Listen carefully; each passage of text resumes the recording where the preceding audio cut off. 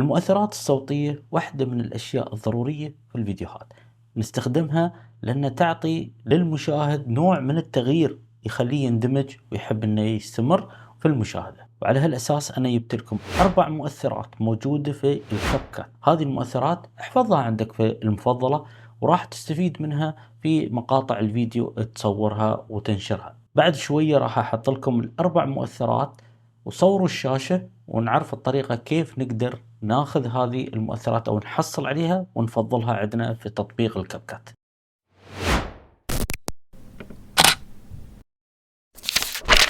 والحين ندخل على التطبيق عشان نعرف الطريقة كيف نختار أو نكتب المسميات هذه ونبدأ في تفضيلها عندنا في تطبيق الكاب كات عشان تكون سهل لنا أن نرجع لها مرة ثانية. فلو دخلنا على تطبيق الكاب كات وكان عندي هذا العمل، راح نروح على الصوت، وفي الصوت نروح على المؤثرات.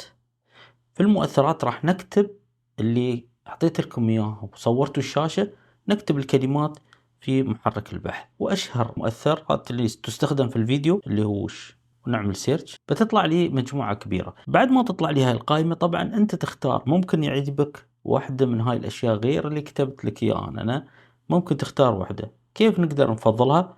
بتشوفون على اليسار هني وين علامة الزائد في علامة ثانية المفضلة، اضغط عليها راح يكون هناك تم إضافتها في المفضلة، فبعدين نرجع لها من خلال المفضلات اللي موجودة في المؤثر. وهني الطريقة راح نضغط على علامة المفضلة وتشوف كل الأشياء اللي أنا خصصتها وحطيتها كمفضلات عندي في المؤثرات الصوتية. هذا موضوع اليوم، نشوفكم إن شاء الله مع فيديوهات ثانية.